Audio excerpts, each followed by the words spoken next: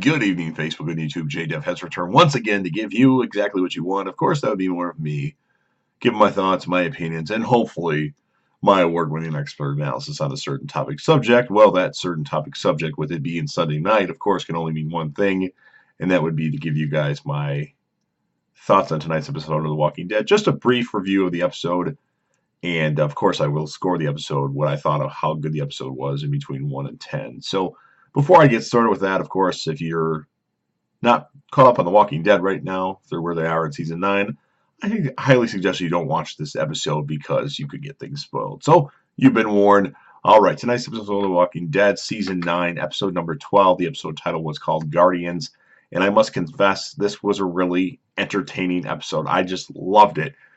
Just a lot of stuff happened that I liked, and let's talk about that, of course. So the main thing I really liked, and there were a couple main things I really liked.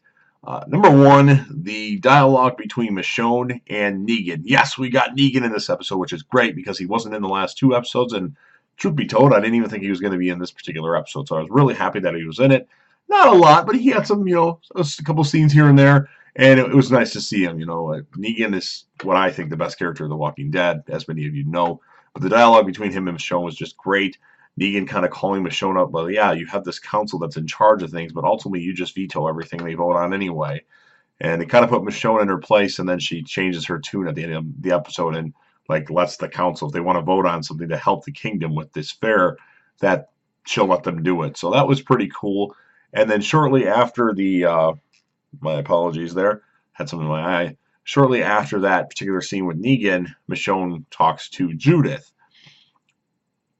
And talks to Judith about why she's talking to Negan, and Michonne's like, I don't want you talking to him anymore because he's, I don't remember the term she used, what particular word she used, because I've only watched the episode one time, but Judith's like, yeah, I know, but he's changed, and then it gets to the point where it's like, he's a human being, and I just thought that was great that Judith is completely behind Negan no matter what he's done in the past.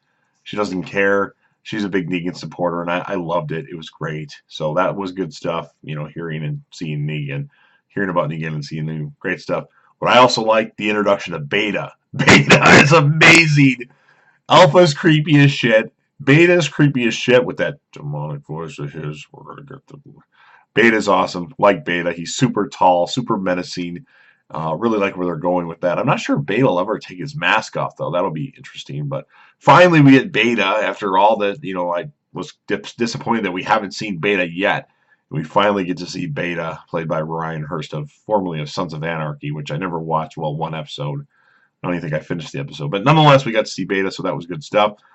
Nothing too big, but, I mean, it's good that we got to see this character. And I don't recall if this character's been in the show except for the first time she was in it as a baby, but we got to see Gracie at Aaron's house, and that was, of course, the baby that Rick rescued in Season 8, and then got held up by Morales. Yes, the returning Morales back in Season 8 that got killed by Daryl the next episode. But remember that he takes that baby, there's Gracie, and then we don't really see much of Gracie after that. So that's good that we got to see a grown-up Gracie, so that was also good stuff. So I liked all that. I also liked Connie and Daryl out in the woods, and them eventually putting masks on and becoming Whisperers themselves to rescue Henry and Lydia.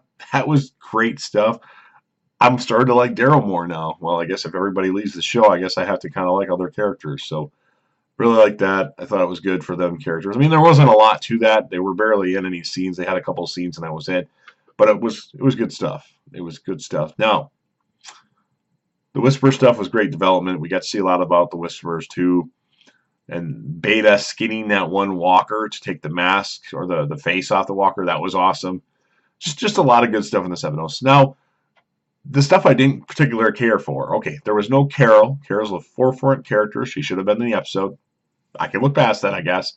But, of course, that'll affect the score of the episode. Now, what I didn't really like, and this isn't necessarily something that was in this episode, but there's this love triangle with, Sadiq, Father Gabriel, and Eugene all going after Rosita. And that really hasn't had a lot of development other than Eugene, obviously, because they've been on the same side for a long time, travel companions, essentially. And you've got this relationship with Father Gabriel and Rosita that really has no development at all. They did a time skip to explain it. And then, of course, Rosita is apparently pregnant with Sadiq's baby right now, if that's what I'm led to believe. So it just, they need to develop these relationships better, like Alden and Enid at the hilltop. No development at all. They just kind of threw them together, and we're really supposed to care about this couple. We care about Eugene and Rosita, even though they haven't even done anything yet. And of course, Daryl and Carol, who also haven't done anything. It's about developing the relationships. But nonetheless, that's something I didn't like, and the fact that Carol wasn't in the episode. Let me give just a thought here.